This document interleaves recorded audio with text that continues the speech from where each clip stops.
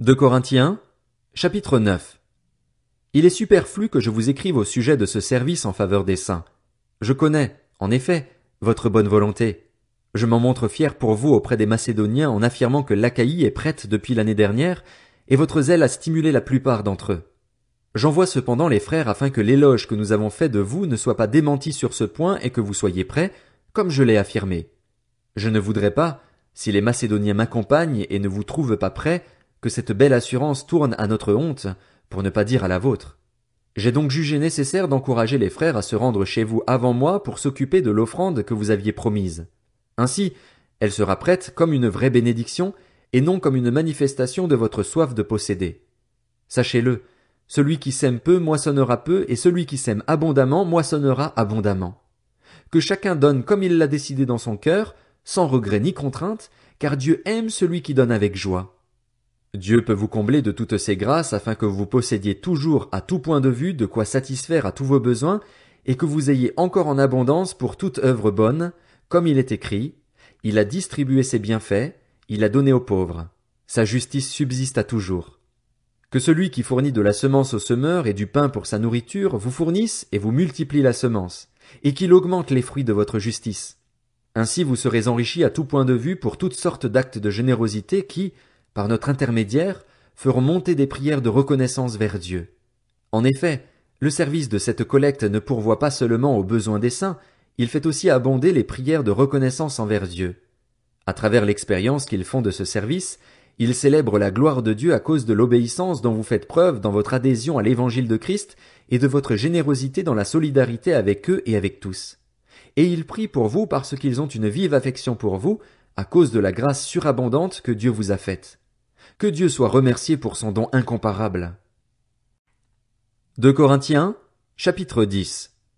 Moi, Paul, je vous adresse un appel par la douceur et la bonté de Christ, moi qui suis humble quand je suis parmi vous, mais plein de hardiesse envers vous quand je suis loin. Je vous en prie, ne me forcez pas, lorsque je serai présent, à recourir avec hardiesse à l'assurance dont je compte faire preuve contre quelques-uns, contre ceux qui estiment que nous nous conduisons de façon purement humaine. Si en effet nous vivons dans la réalité humaine, nous ne combattons pas de façon purement humaine.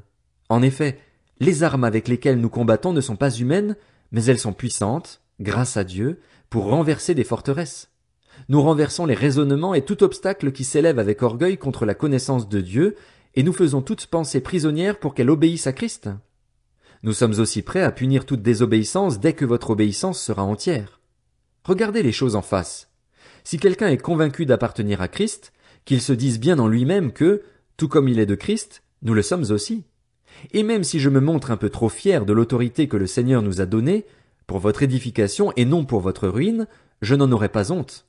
De fait, je ne veux pas avoir l'air de vous intimider par mes lettres. En effet, ces lettres sont sévères et fortes, dit-on, mais quand il est présent, il est faible et sa parole est méprisable. Que celui qui parle ainsi s'en rende bien compte. Nous sommes dans nos actes, une fois présents, exactement tels que nous sommes en parole dans nos lettres quand nous sommes absents.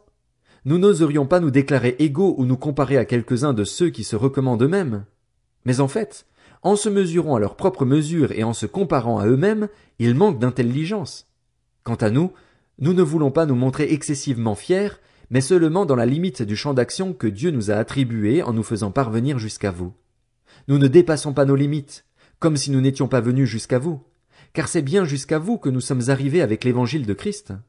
Ainsi nous ne nous vantons pas des travaux d'autrui qui sont en dehors de nos limites, mais nous avons l'espérance, si votre foi augmente, de voir notre œuvre grandir encore parmi vous, dans notre propre champ d'action. Nous pourrons alors évangéliser les régions situées au-delà de chez vous, sans nous vanter du travail déjà fait par d'autres dans leur propre champ d'action. Que celui qui veut éprouver de la fierté mette sa fierté dans le Seigneur. En effet, ce n'est pas celui qui se recommande lui-même qui est approuvé, c'est celui que le Seigneur recommande. 2 Corinthiens, chapitre 11. Si seulement vous pouviez supporter de ma part un peu de folie. Mais oui, supportez-moi. En effet, je suis jaloux de vous, de la jalousie de Dieu, parce que je vous ai fiancé à un seul époux pour vous présenter à Christ comme une vierge pure. Cependant, de même que le serpent a trompé Ève par sa ruse, j'ai peur que vos pensées ne se corrompent et ne se détournent de la simplicité et de la pureté vis-à-vis de Christ. En effet, Si quelqu'un vient vous prêcher un autre Jésus que celui que nous avons prêché, ou si vous recevez un autre esprit que celui que vous avez reçu ou un autre évangile que celui que vous avez accepté, vous le supportez très bien. Or j'estime n'avoir été en rien inférieur à ces super apôtres.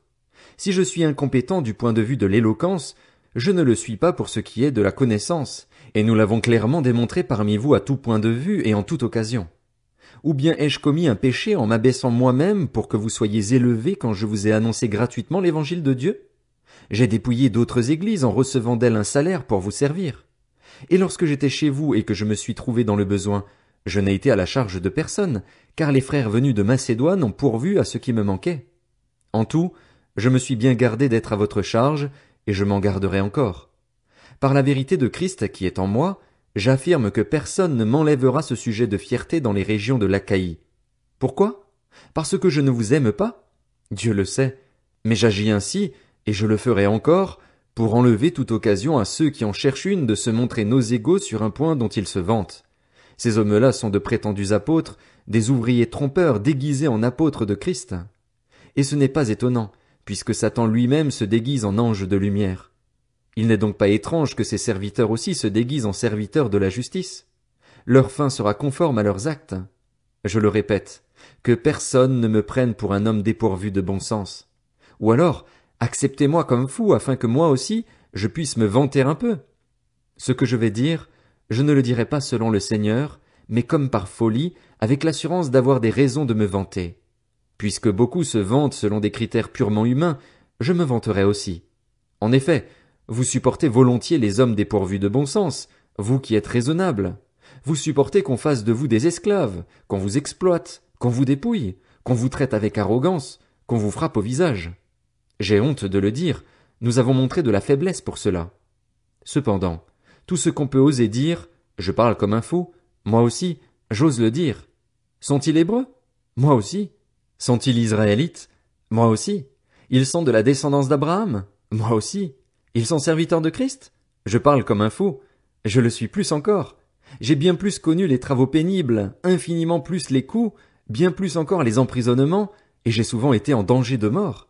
5 fois j'ai reçu des Juifs les 40 coups moins 1. 3 fois j'ai été fouetté. 1 fois j'ai été lapidé. 3 fois j'ai fait naufrage. J'ai passé 1 jour et 1 nuit dans la mer.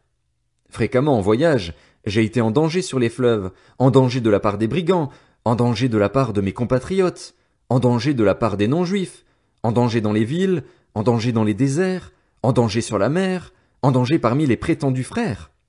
J'ai connu le travail et la peine, j'ai été exposé à de nombreuses privations de sommeil, à la faim et à la soif, à de nombreux jeûnes, au froid et au dénuement. Et, sans parler du reste, je suis assailli chaque jour par le souci que j'ai de toutes les églises. Qui est faible sans que je sois faible? Qui vient à tomber sans que je brûle? S'il faut se vanter, c'est de ma faiblesse que je me vanterai. Dieu, qui est le Père du Seigneur Jésus-Christ et qui est béni éternellement, sait que je ne mens pas. À Damas, le gouverneur du roi Arétas faisait garder la ville des Damascéniens parce qu'il voulait m'arrêter. Cependant, on m'a fait descendre par une fenêtre dans une corbeille le long de la muraille et je lui ai échappé.